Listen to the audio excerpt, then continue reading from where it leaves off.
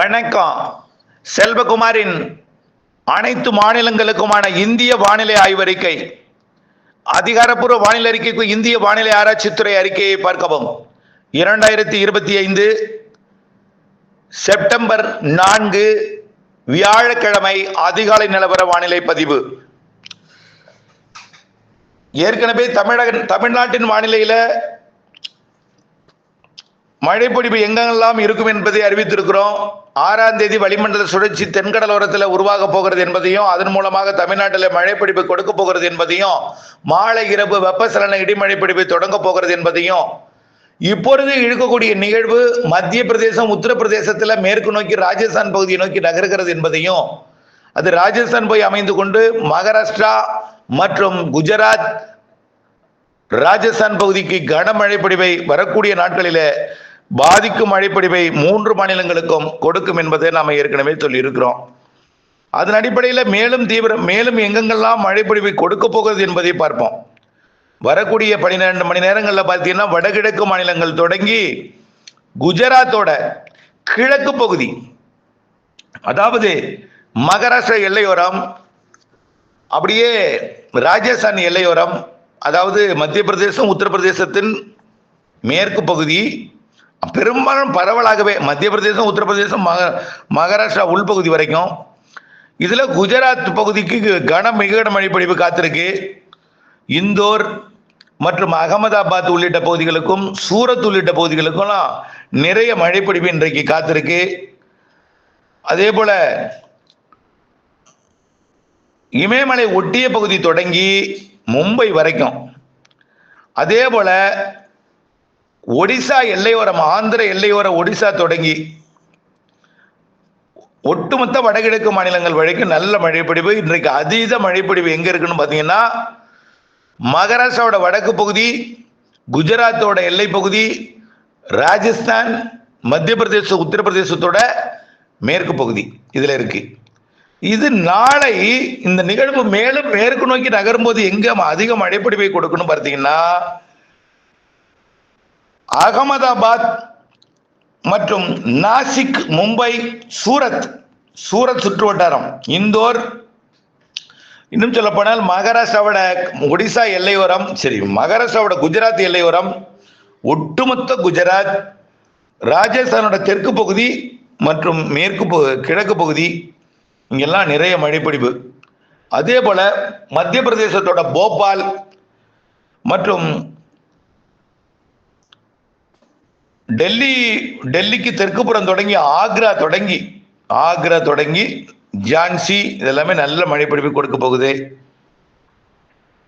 நாளை மறுநாள் இன்னும் அதிகமாக போகுது மழை. அதே இடம்தான் மும்பைக்கும் ஜோத்பூருக்கும் இடையே. இதுல எந்தெந்த மாநிலங்கள் அடங்குதுன்னா மகாராஷ்டிராவோட வடக்கு பகுதி, குஜராத் எல்லையோர பகுதி, ஒட்டுமொத்த குஜராத் மற்றும் டெல்லி உட்பட. டெல்லிக்கு தெற்கே தான் மழை, டெல்லிக்கும் வாய்ப்பு இருக்கு. குவாலியர், அப்படியே ஜோத்பூர் மற்றும் அகமதாபாத்துக்கும் மும்பைக்கும் இடையில தான் நிறைய மழைப்பொழிவு தெரியுது. அப்ப சூரத் உட்பட, சூரத்தை மையமாக வைத்து மழைப்பொழிவு தெரியுது. தொடர்ந்து இந்த நிகழ்வு மகாராஷ்டிராவிற்கும் குஜராத்திற்கும் மழைப்பொழிவை கொடுத்து கொண்டே ராஜஸ்தான் பகுதிக்கு தீவிரப்படுத்த போகுது. அந்த நிகழ்வு ராஜஸ்தான் பகுதிக்கு அதிக மழைப்பொழிவை கொடுத்துக்க போகுது. ராஜஸ்தான் கூட உதய்பூர் மற்றும் பாலைவன பகுதி ராஜஸ்தான்ல கூட மழை பெய்ய போகுது.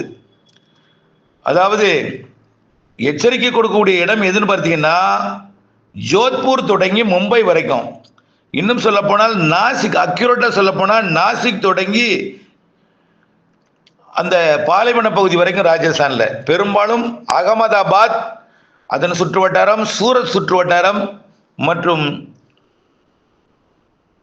உதய்பூர் மும்பை இடைப்பட்ட பகுதி தான் அதிக மழை. மும்பைக்கு அறிவிக்கிறது தான் மும்பைக்கு பாதிக்காது, இருந்தாலும் மும்பைக்கு கனமழை இருக்கு. நாசிக் தொடங்கி உதய்பூர் வரைக்கும், அப்படியே அகமதாபாத் சூரத்தை மையமாக வைத்து நிறைய மழைப்பொழிவு கொடுக்க போகிறது இந்த நிகழ்வு. இதிலேயே அப்படியே படிப்படியா தென்மேற்கு பருவமழையும் அதாவது அடுத்ததாக வரக்கூடிய வளிமண்டல சுழற்சி காரணமா தமிழ்நாட்டில் உருவாகக்கூடிய இடத்துல கொஞ்சம் சாரல் மழை, தூறல் மழை, இடிமழை இதெல்லாம் லேசாக தொடங்கும். கேரளாவில் இதெல்லாம் பெரிய பாதிக்கிற மழை இல்லை. மழைப்பொழிவு நாடெங்குமே இருந்து கொண்டே இருக்கும். ஆனால் பாதிக்கும் மழை, மேகவெடிப்பு மழை என்பது எச்சரிக்கக்கூடிய இடம் ராஜஸ்தான் குஜராத் எல்லையோரம், மகாராஷ்டிரா குஜராத் எல்லையோரம். குஜராத்தை மையமாக வைத்து சூரத்திற்கும்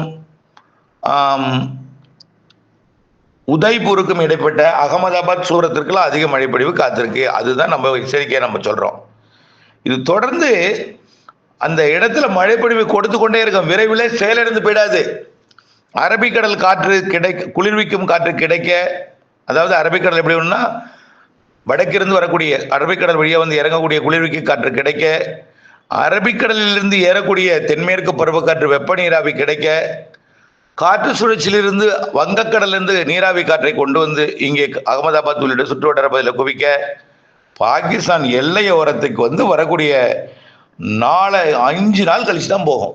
அதாவது 4, 5, 6, 7, 8ஆம் தேதிக்கு அப்புறம் தான் பாகிஸ்தானுக்குள்ளே போகும். அங்கே போய் செயலிழக்கும். அதனால மழைப்பொழிவு நிறைய காத்திருக்கு. வரக்கூடிய ஒரு வாரம்னு சொல்லலாம்.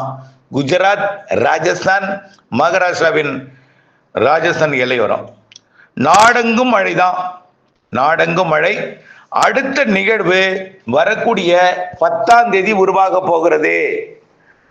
8ஆம் தேதி 6ஆம் தேதியே மன்னார் வளைகுடாவை ஒட்டி, இலங்கையை ஒட்டி வளிமண்டல சுழற்சி இது இருந்து கொண்டே இருக்க, 10ஆம் தேதி புதிய நிகழ்வு வங்கக்கடலின் ஒடிசா ஆந்திர பிரதேச கடலோரம் உருவாகி ஆந்திர பிரதேசத்தின் வடக்கு பகுதி வழியாக கரையை கடந்து அது தொடர்ந்து வரக்கூடிய 10லிருந்து 15ஆம் தேதி வரைக்கும் ஆந்திர பிரதேசம், தெலுங்கானா நிறைய மழைப்பொழிவை கொடுக்க போகுது. ஹைதராபாத் உள்ளிட்ட தலைநகர், விசாகப்பட்டினம் உள்ளிட்ட பகுதியெல்லாம் மழைப்பொழிவு நிறைய தெரிகிறது. வரக்கூடிய 12, 13, 14 செப்டம்பர் 12, 13, 14 இது ஒட்டுமொத்த தெலுங்கானா, ஆந்திர பிரதேசத்துக்கு நிறைய மழைப்பொழிவை கொடுத்து கொண்டே 15, 16, 17 கரை கடக்க தொடங்கி அது மும்பைக்கு போகும். ஏற்கனவே நம்ம சொன்னதுதான். மும்பைக்கும் குஜராத்துக்கும் போகும். மும்பைக்கு போயிட்டு குஜராத் போகும். ஏற்கனவே இப்ப போயிட்டு இருக்கிறது எங்க போகுது? ராஜஸ்தான் போகுது. அடுத்தது மும்பை, மகாராஷ்டிரா மும்பைக்கு போய் சூரத் போய் அதுவும் குஜராத்துக்கு போகும். வடக்கு நோக்கி போகும். அரபிக்கடல் இறங்காம வடக்கு நோக்கி போகும். அப்ப பாருங்க, தென்மேற்கு பருவமழை பாகிஸ்தான்ல விடைபெறுவது தாமதமடையும். ஆக தென்மேற்கு பருவமழை சரியாக அக்டோபர் மாதம் 15ஆம் தேதி வரைக்கும் தொடர்ந்துகிட்டு இருக்கும். தென்னிந்தியாவில் மிக மெல்ல தான் தென்மேற்கு பருவமழை பின்வாங்கும். அடுத்த நிகழ்வு விசாகப்பட்டினத்திற்கு தெற்கே மசூலிப்பட்டினம் வழியாக, தெலுங்கானா தெற்கு பகுதி வழியாக, மகாராஷ்டிரா வழியாக கோவா, மகாராஷ்டிரா இடைப்பட்ட பகுதிக்கு போகும். அப்போ இதெல்லாம் வழித்தடம்லாம் புரிஞ்சுக்கிங்க. நிறைய மழைப்பொழிவு கொடுக்கக்கூடிய இடம். அடுத்த நிகழ்வுல ஆந்திர பிரதேசம், தெலுங்கானா, ஹைதராபாத், விசாகப்பட்டினம், விஜயவாடா போன்ற பகுதிகளுக்கெல்லாம் இந்த மாத இறுதியில நிறைய மழைப்பொழிவு கொடுக்க போகுது. ஹைதராபாத்துக்கு 11, 12, 13, 14 தான் மிக கன மழைப்பொழிவு காத்திருக்கு. அதிக மழைப்பொழிவு எல்லாம் இருக்கிறது. ஆக அடுத்தடுத்த நிகழ்வு கொஞ்சம் கொஞ்சமாக ஒடிசா என்பது வடக்கு ஆந்திர பிரதேசம் மற்றும் மத்திய ஆந்திர பிரதேசம், பிறகு தெற்கு ஆந்திர பிரதேசம் என்று வந்து வடகிழக்கு பருவமழை காலத்தில் தமிழ்நாட்டிற்கு நிகழ்வை கொடுக்க தொடங்கினோம். தொடர்ந்து வானிலை ஆய்வறிக்கையோடு இணைந்திருங்கள். வானிலிருந்து விவசாயம் செய்திருங்கள். நன்றி.